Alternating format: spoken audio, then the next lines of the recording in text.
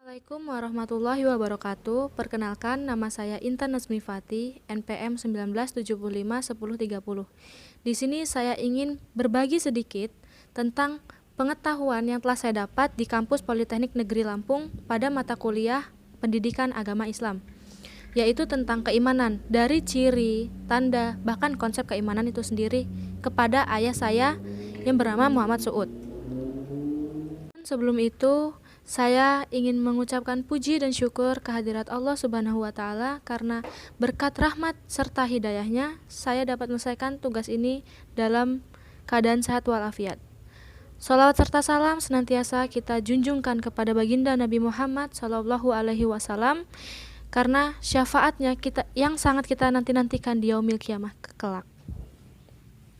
Sebelumnya, saya berterima kasih kepada Bapak Imam Asrowardi selaku dosen mata kuliah Pendidikan Agama Islam yang telah memberikan tugas ini kepada kami guna untuk memperdalam, memperluas ilmu pengetahuan yang telah beliau ajarkan kepada kami.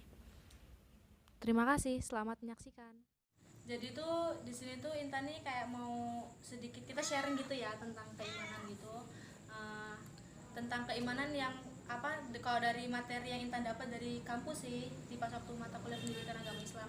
Jadi yang Intan tahu itu, kalau menurut Intan keimanan itu tuh kayak, kalau menurut istilah ya, keimanan itu tuh membenarkan dalam hati, mengucapkan dengan lisan, dan mengamalkan dalam perbuatan. Itu menurut istilah. Tapi kalau misalkan beriman dalam Al-Quran itu sendiri tuh ada jenisnya, kayak beriman kepada Allah, kepada kitab Allah, kepada malaikat Allah gitu kan, beda jadinya kan jenisnya. Tapi sama kan intinya, iman itu artinya percaya. Kalau menurut ayah tuh iman tuh apa sih?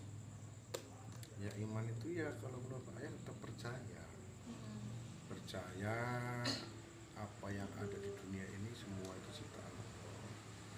Ya kayak untuk sekarang ini kita pun harus percaya bahwa Allah itu menguji kita dengan penyakit yang membahayakan. Allah itu sudah tahu apa yang akan diperbuat dan apa yang akan dibuatnya. Terus untuk sekarang ini lagi kita ini diuji bahwa kita ini sudah mulai menghadapi kiamat sugro. Istilahnya kiamat sugro itu kan kiamat kecil. Coba kan seluruh dunia ini menghadapi kematian tuh, bukan di Indonesia aja kan. Makanya Allah tuh menguji tingkat keimanan kita tuh sampai di mana. Apakah cuma sampai di situ aja? Apa hanya dengan rasa takut? Terus kalau rasa takut itu kita ikutin, akhirnya kan bisa merusak iman. Nah, kita takut mati, terus kita takut apalagi ya, pokoknya bukan kita takut, kan akhirnya iman kita tuh goyah. Walaupun sedikit lama-lama kita habis keimanan. Jadi kalau menurut ayah, iman itu percaya bahwa apa yang ada di dunia ini juga ciptaan Allah dan juga semua yang dikehendaki sama Allah. Itu. Terus kalau misalkan dilihat kayak era globalisasi kan, misalkan kayak zaman bebas gitu kan ya, kayak zaman apa ya, freedom gitu, menerima semua unsur dari luar gitu kan. Kalau menurut ayah masih ada nggak sih orang-orang yang beriman gitu? Terus kalau menurut Intan sih kan ada nih ciri-ciri dan tanda orang beriman nih. Misalkan kayak ketika kita mendengarkan Al-Quran, hati kita bergetar gitu kan, pasti kayak wah nyamannya dengar suara Al-Quran kayak gitu kan. Itu kan tandanya kita masih beriman tuh ya. Nah terus abis itu ada ciri lain kayak misalkan apa sih namanya, kayak kita nih ada kemauan untuk menghafal Al-Quran, kayak misalkan kayaknya tuh seolah-olah kita tuh merasa ingin mendekatkan diri kepada Allah. Itu kan salah satu ciri dan tanda kita keimanan tuh ya. Kalau menurut ayah masih ada nggak sih? Terus kalau dilihat dari ciri-ciri kayak gitu tuh ada nggak maksudnya orang-orang itu? Banyak di dunia ini tuh ya kayak gitu. Semua orang tuh pengen dekat sama Allah. Cuman kadang-kadang dengan cara mereka sendiri-sendiri, cara masing-masing kan gitu tuh. Ada yang dia itu takut karena dosa, ada yang dia hanya bohong-bohongan. Tapi kalau intinya, kalau dia memang sudah punya fondasi iman, dia pasti akan sadar dengan sendirinya bahwa dia itu suatu saat akan mati. Keimanan itu kan ada yang namanya iman dengan qada dan qadar itu kan sang kuasa kan pasti apa namanya sudah memberikan itu kan di rukun iman itu kan sudah ada. Ya pokoknya di dunia ini memang tingkat keimanan manusia untuk sekarang ini lagi diuji. Jadi tinggal kita sendiri sadar apa enggak dengan apa yang diciptakan Allah. Cobalah lihat sekarang ini. Banyak benar loh kalau kita mau melihat keesaan Allah. Langit ditinggiin, apa lautan, terus tanah, pohon. Itu semua kan keesaan Allah, bahwa kita ini kan harus percaya bahwa itu semua itu ciptaannya gitu loh. Gitu loh. Terus kalau misalkan cara apa, kalau Intan kan kadang nih kan kita tuh imannya sering naik turun gitu kan ya. Kadang kayaknya seneng banget pengen sholat, tapi ada saatnya kayak males lah mau sholat gitu. Kalau misalkan apa namanya, kalau Intan sendiri untuk memperkuat iman kan caranya kayak misalkan lebih banyak kayak mendekatkan, kayak kita apalagi dalam Ramadan nih kan kayak apa dengar sholawat gitu kan ya, kayak supaya menggetarkan hati lagi gitu kan. Terus habis itu dengar-dengar orang tadarus Al-Quran kayak gitu kan cara Intan memperkuat imannya. Kalau ayah sendiri memperkuat iman ayah tuh kayak mana sih caranya? Itu tergantung individu, tergantung orang itu sendiri. Karena Allah menciptakan manusia itu kan di dalam tubuh manusia itu kan ada nafsu, ada nafsu serakah, nafsu males, nafsu sombong kan gitu tuh. Naik turunnya itu kan hati kita itu kan digoda sama setan. Iya. Kira-kira kita bisa nggak mempertahankan atau melawan setan? Padahal setan itu sudah dijelaskan dalam Al-Quran itu bahwa setan telah musuh yang nyata. Kalau kita seandainya bisa melawan itu, ya insya Allah iman kita kuat. Terus kita bisa berjalan terus ibadah dengan benar. Memang kadang-kadang manusia ini gini loh, kita ini mau beriman, mau sholat khusyuk, kadang-kadang memang halangannya itu ada aja dari pikiran, misalnya beban pikiran, terus ujian yang lain, misalnya kayak Intan sendiri lah banyak tugas, sedangkan tugas sementara ini kan nggak ngeliat waktu, kadang-kadang pagi atau sampai malam. Itu kadang-kadang kalau kita punya iman, kita tinggalin lah sholat itu, barangkali cuma 5 menit aja udah paling lama gitu loh. Jadi kalau menurut ayah semua tergantung individu sama iman yang ditanamkan pada individu itu sendiri gitu loh.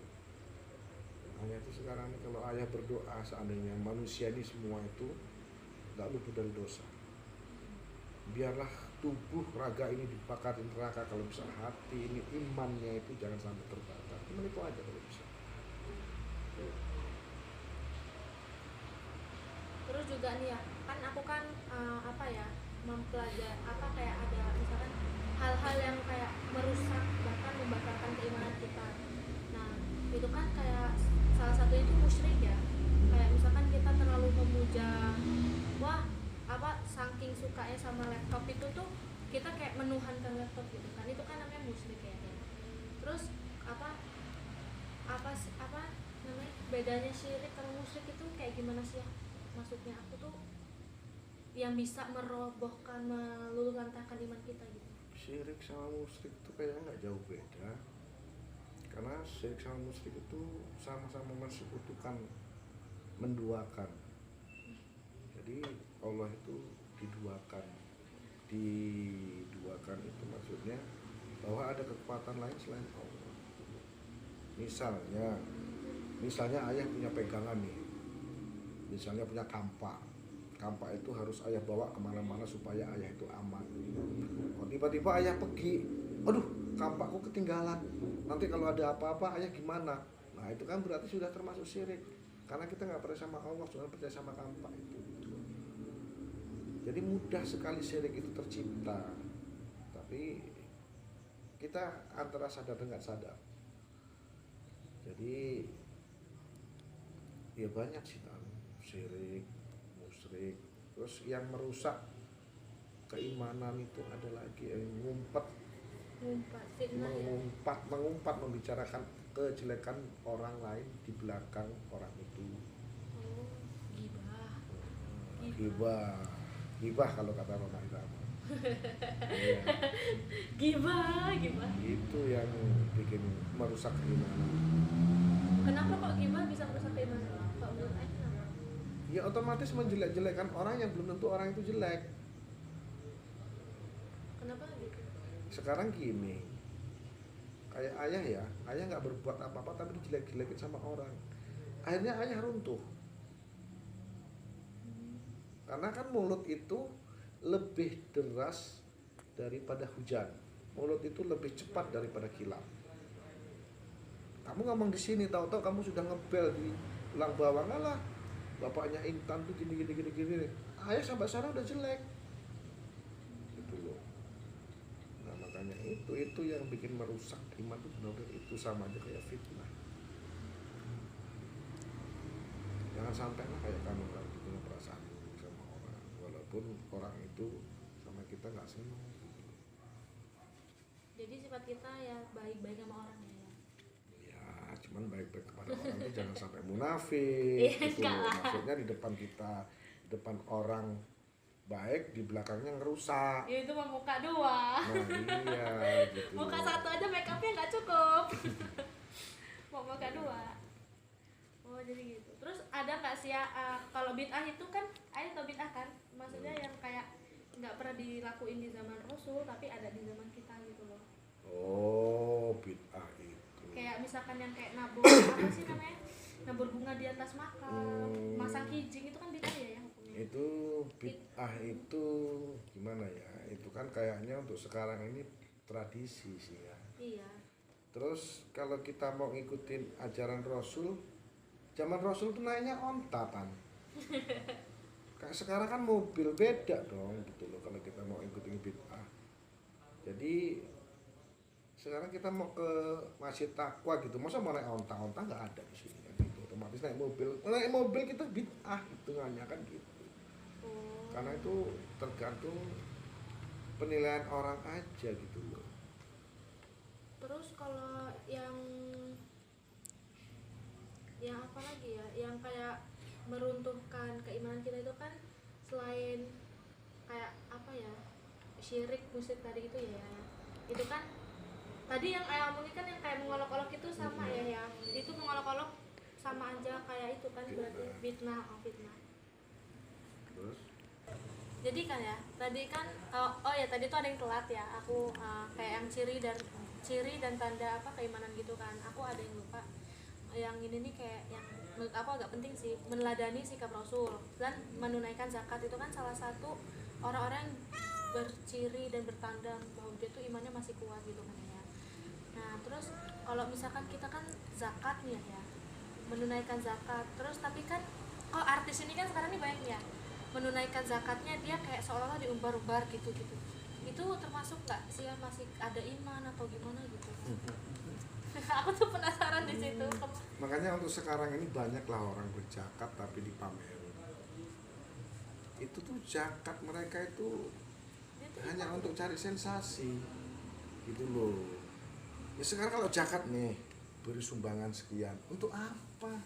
Kalau bisa itu berzakat itu kan tangan kanan memberi, tangan kiri jangan tahu gitu loh. Itulah intinya zakat yang ikhlas gitu loh. Jadi untuk sekarang ini banyak yang salah. Orang pengen sodakohnya pengen dilihat orang. Jadi misalnya seandainya saya Intan mau sodakoh, Tan kamu sodakoh berapa Tan? Cuma 100.000 kan gitu. Kecuali kalau memang ada lelang sodakoh itu ada bagusnya. Lelang sodako emang kayak mana? Nah misalnya Intan punya teman-teman banyak, nih aku mau sodakoh 100, kamu berapa? Maksud kamu sih orang kaya lebih harus lebih besar. Nah kalau bisa kamu lebih besar dari saya kan gitu. Itu kan untuk membangun berlomba-lomba ya. Untuk berlomba-lomba menuju kebaikan, gitulah kata Islam kan fastabiqul khairat. Itu yang penting niat ikhlasnya gitu loh. Oh iya sih. Nah, berarti kan itu juga bisa sih ya jadi satu ciri di mana merusak iman juga kan ya, intinya menunaikan zakat yang secara langsung kayak gitu. Ya kalau seandainya kita kayak gitu ya memang kadang-kadang ya merusak keimanan karena semua orang pengen tahu. Iya, Ya kalau bisa jangan dipamerin lah. nyumput-nyumput ya. Zakat tuh ya itu kata ayah tadi, tangan kanan ngasih, tangan kiri jangan tahu. Itu maksudnya itu kan jangan dipamerin. Lain dengan sekarang di zaman global loh. Zakat Dikit-dikit dipamerin. posting Posting. biar dapat wah hebatnya. Hebat, Intan hebat, sodakonya 100.000. Nggak tahu ya habis sodako nggak punya duit, mumet. Iya, Nah, nggak ya bisa kan? beli gula, nggak bisa Nah, bikin iya, kopi. itu karena kan pengen diposting, orang tahu semua. Oh, Gitu. Sedih banget. Akhirnya kan ikhlasnya saat diposting, grundelnya setelah udah habis habis diposting. posting. Kan gitu. Oh iya. Dari konsep keimanan nih ya, cerita Anda, kan kita ini sama-sama sharing ya, sharing ilmu dari ayah, dari Intan juga. Itu tuh yang bisa ayah tarik kesimpulan tuh apa sih? Kalau kesimpulan untuk kamu orang semua, ini anak-anak ayah kan sudah ayah tanamkan rasa keimanan dari kecil. Lahir sudah diajarin, sudah besar disuruh ngaji kan gitu. Jadi mudah-mudahan rasa iman itu sudah ada di hati, ibaratnya sudah ada pondasi iman. Suatu saat kalian melangkah, itu pasti ada remnya. Oh, perbuatan ini dosa. Oh, perbuatan ini dosa. Karena sudah punya dasar dalam hati gitu. Kita sudah punya perasaan gitu.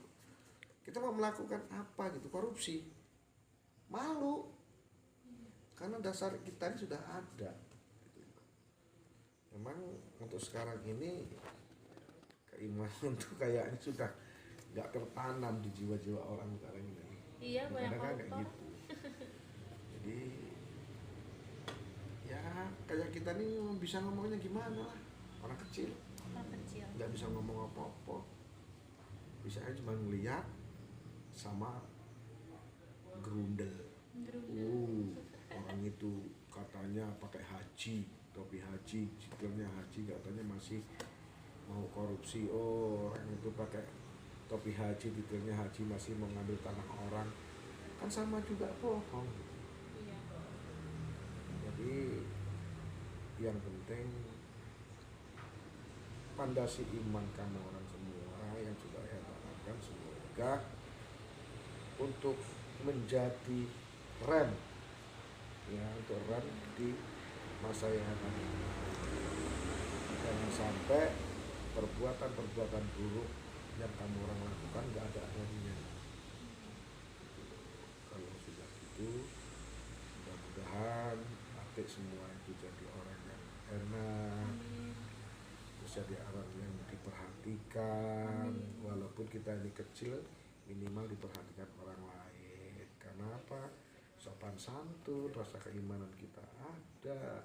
Orang menghargai kita tuh bukan karena kekayaan, tapi karena sopan santun kita, keimanan kita, orang pasti menghargai. Manner attitude ya. Nah itulah. Oke ayah, thank you. Thank you.